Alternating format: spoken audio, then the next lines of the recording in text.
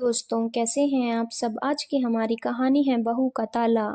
Mummy जी, जब आप मेरे पीछे से मेरा कमरा चेक कर ही चुकी हैं तो फिर भला आप क्यों पूछ रही हैं कि मेरे पास यह सामान है या नहीं है। जानवी ने कहा तो उसकी बात सुनकर शोभा जी पहले तो झिप गई, फिर चिढ़ते हुए बोली, अच्छा तो तुम अब मुझ पर यह इल्जाम लगा रही हो कि मैं तुम्हारे कमरे में तुम्हारे पीछे ताक झांक करती हूँ। अरे मुझे क्या पड़ी है यह सब करने की। शोभा जी ने कहा, अच्छा मम्मी जी, फिर आपको कैसे पता चला कि मेरी अलमारी में ये सब सामान रखा हुआ था। मैंने तो अभी तक किसी से कुछ नहीं कहा। जानवी ने अचानक सवाल किया तो हॉल में खामोशी पसर गई। अचानक आए इस सवाल से तो खुद शोभा जी भी झेप गई। मुंह से एक शब्द नहीं फूट रहा था। ऐसे लग रहा था जैसे उनकी चोरी पकड़ी गई हो, जबकि सब घर के लोग उनकी तरफ हैरानी से देख रहे थे। बताओ मम्मी, तुम्हें कैसे पता चला कि जानवी के पास पिंक कलर की बंधेज की साड़ी है, जबकि मैंने तो वो साड़ी जानवी को कल रात को ही ला कर दी थी और सुबह जानवी आपके मंदिर से आने से पहले ही ऑफिस चली गई थी। तो इस बारे में घर में किसी से कोई बात ही नहीं हुई है। अब की बार बेटे विशाल ने सवाल किया। उसका सवाल सुनकर शोभा जी से कुछ बोलते ही नहीं बन रहा था। तभी उनके पति प्रमोद जी बोले, अरे अब कुछ बोलोगी भी या यूं ही खड़ी रहोगी। तुम्हें कैसे पता कि बहू की अलमारी में क्या सामान रखा है। मैं बताती हूँ पापा जी। मम्मी जी मेरे ऑफिस जाने के बाद मेरे कमरे को चेक करती हैं और फिर घुमा फिरा कर मुझसे पूछती हैं कि मेरे पास ये सामान है क्या।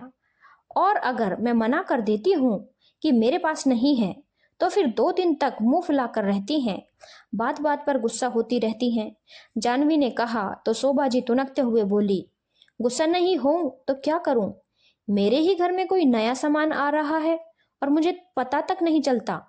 अरे कम से कम घर के बड़ों को तो पता होना ही चाहिए ना कि क्या सामान आ रहा है। अब देखो ना, हमारे घर में तो सूट तक नहीं चलते हैं, लेकिन हमारी बहू इतनी बड़ी छुपी रुस्तम है कि अपने कमरे में नाइटी तक पहनती है और इतनी तेज है कि उसे धोकर भी अपने कमरे में ही सुखाती है ताकि हमें पता ही ना चले। बस करो, तुम क्या बोले जा रही हो। अरे जो भी करती है अपने कमरे में करती है, तुम्हें उससे क्या समस्या है। प्रमोद जी बोले, क्यों समस्या क्यों नहीं होगी मुझे। ये खुद तो छुप छुप के काम करती है ही और मेरे बेटे को भी इसने अपने जैसा बना लिया है। अब वो तक भी मुझे नहीं बताता। शोभा जी की बात सुनकर विशाल भी झेप गया और बस इतना ही बोला, मम्मी अब मैं शादीशुदा हूँ, क्या मैं अब आपको अपने कमरे की बातें भी आकर बताऊंगा। और कहकर वह अपने कमरे में चला गया। मुझे तुमसे यह उम्मीद नहीं थी। शर्म आनी चाहिए तुम्हें अपनी बहू के कमरे को उसकी गैर हाजिरी में चेक करते हुए, कहकर प्रमोद जी भी बाहर चले गए। शोभा जी को अपनी गलती का एहसास कहाँ था, इसलिए मुंह फुलाकर जानवी से बोली, अब तो सुकून मिल गया ना तुझे घर में कलेश करके। जानवी हैरानी से उनकी तरफ देखने लगी, पर वो तो अपने ही टेक के साथ अपने कमरे में चली गई। जानवी की शादी को 3 साल हो चुके थे, पर इन 3 सालों में वो कई बार ये बात नोटिस कर चुकी थी कि जो सामान वो अपनी अलमारी में जैसा छोड़कर जाती थी वो उसे वैसा कभी नहीं मिलता था। उसके अलमारी में सामान ऊपर नीचे रखा होता था। फिर ये सोचकर रह जाती कि शायद जल्दबाजी में वो खुद ही ऐसा छोड़कर गई होगी। लेकिन फिर उसके बाद शोभा जी के जो सवाल आते थे उसे सुनकर वो हैरान रह जाती थी। कई बातों से उसे लगता था कि मम्मी जी तो कहीं ऐसा नहीं करती, पर बोले कैसे, इसलिए चुप रह जाती। शादी के बाद जब पहली बार वो राखी पर अपने मायके से लौटकर आई थी, तब उस समय उसकी मम्मी जी अपने मायके गई हुई थी। उसने अपनी विदाई लाकर अपनी अलमारी में ही रख दी थी। उसकी मम्मी ने उस समय उसे बेंटेक्स की चूड़ियां दी थी। जब शाम को शोभा जी घर पर आई तो उसने साड़ियां तो उन्हें दिखा दी, पर वे चूड़ियां नहीं दिखाई थी। लेकिन 2 दिन बाद अचानक शोभा जी ने कहा, बहू भला अपनी बेटियों को सोने की परत वाली चूड़ियां कौन देता है। इसके बदले तो सोने की चूड़ियां ही देनी चाहिए थी। अचानक से कमला जी ने कहा तो जानवी हैरान होकर उनकी तरफ देखने लगी, पर उसे याद नहीं आ रहा था कि उसने वे चूड़ियां कब उन्हें दिखाई थी। उसके मन में चल रही इस बात को समझकर शोभा जी ने कहा, अरे बहू, तूने तो बताया था कि चूड़ियां साड़ी के साथ दिखाई थी।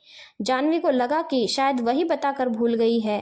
अक्सर शोभा जी की बातों से यही शक होता था कि वो उसके पीठ पीछे उसकी अलमारी को चेक करती हैं और ये शक तब यकीन में बदल गया जब एक दिन वो ऑफिस से आई तो शोभा जी नाराज बैठी हुई थी। उसने पूछा तो शोभा जी बिफरते हुए बोली, बहू तुम नाइटी कब खरीद कर लाई? हमारे यहाँ तो कोई सूट भी नहीं पहनता और तुम हो कि नाइटी पहन रही हो, वो भी हमारी मर्जी के खिलाफ। पता नहीं हमारी पीठ पीछे क्या क्या करती होगी। मम्मी जी आपको कैसे पता? जानवी ने धीरे से कहा। उसका सवाल सुनकर शोभा जी सक पकाते हुए बोली, पता नहीं चलेगा क्या? मेरे ही घर में तुम ये हरकतें करती हो। तुम हर अपने कमरे में ही धोकर सुखाती हो ना, पता नहीं चलेगा क्या मुझे? और बात को वहीं खत्म कर अपने कमरे में चली गई। लेकिन जानवी को अच्छे से याद था कि आज उसने नाइटी धोकर नहीं सुखाई है। वह अपने में कमरे में गई और सच में उसने नाइटी धोकर नहीं सुखाई थी। उसने शाम को विशाल से कहा तो विशाल को इस बात को मानने को तैयार नहीं था। दूसरे दिन ऑफिस में जाने से पहले उसने अपनी अलमारी को ताला लगाना चाहा तो विशाल ने उसे डांट दिया, तुम मेरी मम्मी पर शक कर रही हो? कोई जरूरत नहीं है ताला लगाने की। लेकिन कल रात को विशाल ऑफिस से लेट आया था, पर उसने अपने साथ जानवी के लिए एक बंदेज की साड़ी लेकर आया था। जब वह घर पहुंचा तब तक शोभा जी सो चुकी थी। जानवी ने साड़ी चुपचाप अलमारी में रख दी और जानबूझकर दूसरे दिन भी उसकी कोई बात नहीं की। लेकिन शाम को शोभा जी ने झगड़ते हुए सब कुछ खुद ही विशाल और प्रमोद जी के सामने बोल दिया। खैर थोड़ी देर बाद प्रमोद जी बाहर से आए और जानवी को आवाज देकर बुलाया।